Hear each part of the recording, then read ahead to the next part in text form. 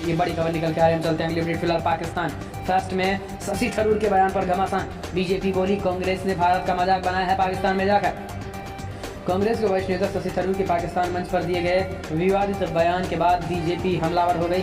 BJP के राष्ट्रीय प्रवक्ता संबित पात्रा ने कहा है कि शशि थरूर ने लाहौर थिंक टैंक फेस्ट में जो बोला है तो फिलहाल सबने सुना, लेकिन उस पर भरोसा नहीं हो रहा है। कांग्रेस और थरूर पर हमला बोलते हुए पात्रा ने कहा है कि फिलहाल शशि थरूर ने भारत का मजाक बनाया है। भारत को बहुत ही खराब दृश्य से दिखाने की कोशिश की गई है। इसमें उन्होंने कहा है कि भारत सरकार कोविड के मैनेजमेंट में काफ़ी कहीं फेल हो रही है। भारत की मीडिया पोल के जरिए दिखा रही है कि जनता जनार्दन मोदी सरकार द्वारा उठाए गए कदमों से संतुष्ट है। न्यूज एजेंसी ANI के संतुष्ट मुताबिक संबित पात्रा ने कहा कि कोविड को लेकर भी पूरे विश्व में देखा जा रहा है कि हिंदुस्तान को मोदी जी ने जिस तरीके से सुरक्षित रखा, समय समय पर लॉकडाउन के साथ साथ 80 करोड़ लोगों को खाद्यान्न पहुंचाने का काम किया गया, लेकिन आज इन सब पर पानी फेर रहे हैं। खास करके कांग्रेस पार्टी पर उन्होंने बड़ा हमला बोलते हुए लताड़ लगाई। हम चलते हैं अगली अपडेट लेते हैं। फिलहाल बिग ब्रेकिंग। मध्य प्रदेश में कमलनाथ ने की इमरती देवी के खिलाफ अभद्र टिप्पणी।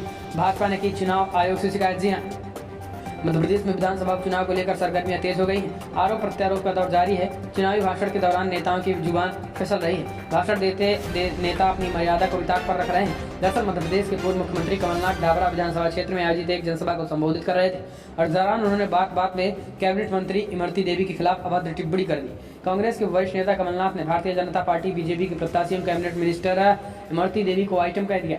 मालूम हो कि इमरती देवी कांग्रेस छोड़कर भाजपा में शामिल हुई हैं। कमलनाथ ने इमरती देवी के बारे में कहा है कि आप तो उसे मुझसे ज़्यादा पहचानते हो, आपको मुझे पहले ही सावधान कर देना चाहिए था। क्या ये आइटम है? तो आइटम के इस बयान के बाद शिवराज ने जमकर कमलनाथ पर हमला बोला। शिवराज ने कहा कि फिलहाल खुद को मर्यादा पुरुषोत्तम बताने वाले ऐसे अमर्यादित भाषा का प्रयोग कर रहे हैं। नवरात्रि के पावन पर्व पर देश नारी की उपासना कर रहा है। ऐसे में आपके बयान से आपकी ओछी मानसिकता झलकती है। बेहतर होगा कि आप अपने शब्द वापस लें और इमरती देवी सहित प्रदेश की हर बेटी से माफ़ी मांगें। इसके साथ ही आपको बता दें कि फिलहाल बीजेपी चुनाव आयोग में शिकायत कर चुकी है। चुनाव आयोग से मांग की है कि उनको तत्काल चुनावी रैली में दिए गए बयान के साथ ही इनकी रैली को बैन किया जाए, यानी इनके पूरी तरीके से रैली को बैन किया जाए और इस तरीके से बयान न दे सके। हम चलते हैं अगली अपडेट लेते हैं। फिलहाल बिग ब्रेकिंग निकल के आ रही है। आपको बता दें जहाँ पर श्री कृष्ण जन्मभूमि पर हिंसक मुहिम शुरू करेगा RSS। एक बार फिर से ओवैसी ने रोना शुरू कर दिया। जी हाँ, दरअसल मथुरा जिला जज न्यायालय में श्री कृष्ण जन्मभूमि को लेकर एक बार फिर से 13 एकड़ जमीन के स्वामित्व और शाही ईदगाह हटाने की अपील मंजूर हो गई है और अब इस मामले पर 18 नवंबर को सुनवाई होगी। तो दूसरी ओर AIM चीफ असद ओवैसी ने विवादित बयान देते हुए कहा है कि राष्ट्रीय स्वयंसेवक संघ श्री कृष्ण जन्मभूमि को लेकर भी हिंसक मुहिम शुरू करेगी। ओवैसी ने ट्वीट किया है कि जिस बात का डर था वही हो रहा है। बाबरी मस्जिद से जुड़े फैसलों की वजह से संघ परिवार के लोगों के इरादे और मजबूत हो गए हैं। याद रखिए कि अगर आप और हम अभी भी गहरी नींद में रहेंगे तो कुछ सालों बाद संघ इस पर भी हिंसक मुहिम शुरू कर देगा। तो ये ओवैसी ने कहीं न कहीं जनता को डराने की कोशिश की गई है। रविवार को ब्रह्मोस सुपरसोनिक क्रूज मिसाइल के नेवल वर्जन का परीक्षण किया। ब्रह्मोस को भारतीय नौसेना के स्वदेश निर्मित विध्वंसक पोत ने अरब सागर में दागा गया और इसने लक्ष्य को पूरी सटीकता से भेद दिया। ब्रह्मोस की सफल टेस्टिंग के साथ ने महज 2 महीने के भीतर 11 मिसाइलों का परीक्षण किया है। मिसाइलों की टेस्टिंग ऐसे समय में हो रही है जब भारत का पूर्वी लद्दाख में लाइन ऑफ एक्चुअल कंट्रोल पर चीन के साथ तनाव चरम पर है। इस तनातनी के बीच जून में लद्दाख के गलवान घाटी में दोनों सैनिकों के बीच हिंसक झड़प हुई, जिसमें भारत के 20 सैनिक शहीद हो गए थे, जबकि चीन को भी भारी नुकसान उठाना पड़ा था। हालांकि उसने अब तक यह खुलासा नहीं किया है कि उसके कितने सैनिक मारे गए थे। पिछले कुछ सप्ताह में भारत ने कई मिसाइलों का परीक्षण किया है, जिनमें सतह से सतह पर मार करने वाली सुपरसोनिक क्रूज मिसाइल ब्रह्मोस और एंटी रेडिएशन मिसाइल रुद्रम 1 शामिल है। भारत ने परमाणु आयुध ले जाने में सक्षम हाइपरसोनिक मिसाइल शौर्य का भी परीक्षण किया है। रुद्रम 1 के सफल परीक्षण को एक बड़ी उपलब्धि के तौर पर देखा जा रहा है, क्योंकि यह भारत का प्रथम स्वदेश विकसित एंटी रेडिएशन हथियार है। भारत ने बड़ी संख्या में ब्रह्मोस सुपरसोनिक मिसाइलों की LAC पर तैनात की है।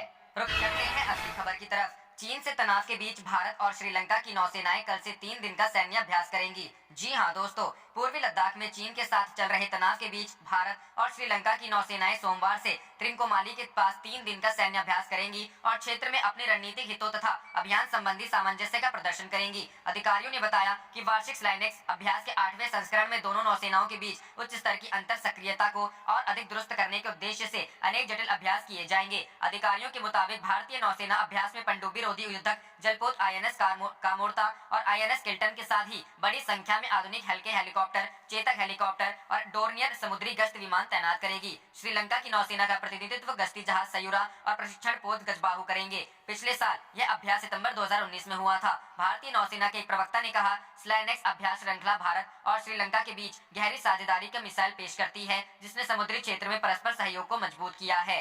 रुक करते हैं अगली खबर की तरफ। राफेल की दूसरी खेप भी अंबाला एयरबेस आएगी। आसमान में और ताकतवर होगा हिंदुस्तान। जी हां दोस्तों, चीन के साथ जारी तनाव के बीच इंडियन एयरफोर्स को जल्द ही राफेल विमानों की दूसरी खेप मिलने वाली है। 3 से 4 विमान नवंबर के पहले हफ्ते में हरियाणा के अंबाला में स्थित एयरबेस पे पहुंच सकते हैं। बता दें कि 5 राफेल विमानों की पहली खेप 29 जुलाई को भारत आई थी, जिन्हें 10 सितंबर को औपचारिक तौर पर एयरफोर्स में शामिल किया गया था। अंबाला एयरबेस में रफाल विमानों का पूरा ढांचा तैयार हो चुका है। विमानों की सबसे पहले गठित की गई 17 गोल्डन एरो स्क्वाड्रन के कुछ पायलट अभी भी फ्रांस में हैं, जिनकी ट्रेनिंग पूरी हो चुकी है। राफेल भारत की वायु शक्ति की क्षमता को ऐसे समय में बढ़ा रहा है जब देश पूर्वी लद्दाख में चीन के साथ सीमा विवाद में उलझा हुआ है। बता दें कि भारतीय वायुसेना के लिए तुरुप का इक्का माने जाने वाले 5 राफेल विमानों की पहली खेप 27 जुलाई को ही भारत आई थी। वायुसेना ने 59,000 करोड़ रुपए की लागत से फ्रांस से 36 राफेल लड़ाकू विमान खरीदने का सौदा किया था। अब 3 से 4 और राफेल विमानों की अगली खेप अगले माह के पहले सप्ताह पहुंच सकती है।